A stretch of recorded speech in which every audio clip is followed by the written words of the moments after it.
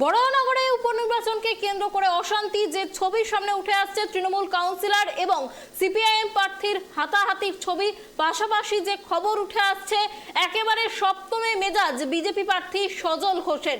দেখুন প্রতিবেদন। বরাহনগর উপনির্বাচন শুরুতেই হাতাহাতিতে জড়ালেন কাউন্সিলর ও সিপিএম প্রার্থী। বরাহনগর উপনির্বাচনে সিপিএম প্রার্থী তন্ময় ভট্টাচার্যকে ঘিরে বিক্ষোভ বচসা।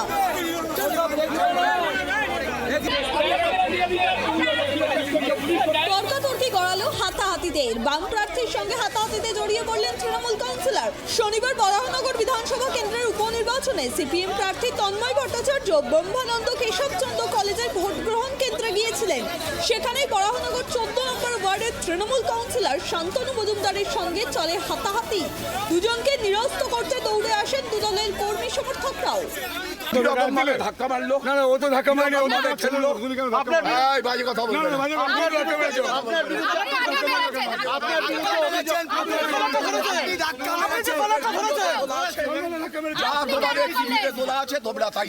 আপনার এখনো বলছি, আমি ওকে বলেছি কি বললেন লাইনে দাঁড়িয়ে আবার ছোটটা চিনিবাজ বলবে, আপনি ভোটারকে ছোটটা চিনিবাজ বলবে, আপনি তন্ময় বচ্চন প্রত্যেকটা অন্যদিকে শনিবার সকাল থেকে বিভিন্ন বুথে ছুটে বেড়াচ্ছেন বিজেপি প্রার্থী সজল ঘোষ। এদিন বরাহনগরের রবীন্দ্র ভবনের বুথে ভুয়ো ভোটার ধরেন সজল ঘোষ। ছাপ্পা ভোটের অভিযোগে সরগরম হয়ে ওঠে এলাকা। পুলিশের বিরুদ্ধে নিষ্ক্রিয়তার অভিযোগ তুলে সরব হন বিজেপি প্রার্থী সজল ঘোষ। শুধু তাই নয়, বুথে বিজেপির এজেন্টকে বসতে বাধা দেওয়ার অভিযোগ তৃণমূলের বিরুদ্ধে। ঘটনাস্থলে বিজেপির এজেন্ট কৌস্তব বাগচি গেলে তাকে দেখেও তৃণমূল কর্মীরা জয় বাংলা স্লোগান দেয় বলেও অভিযোগ উঠছে।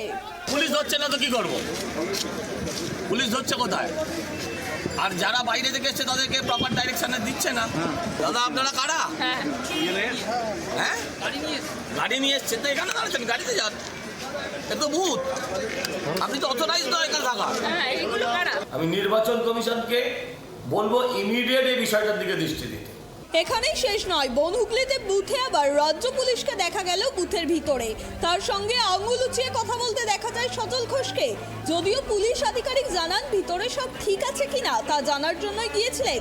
সব মিলিয়ে উপনির্বাচন ঘিরে রীতিমতো ধুমধুমার পরিস্থিতি বরাহনগর এলাকায়। ক্যামেরায় দেবরাজ দত্তের সঙ্গে অভ্রদীপ দাসের report, tribe TV Bangla, Baranagar.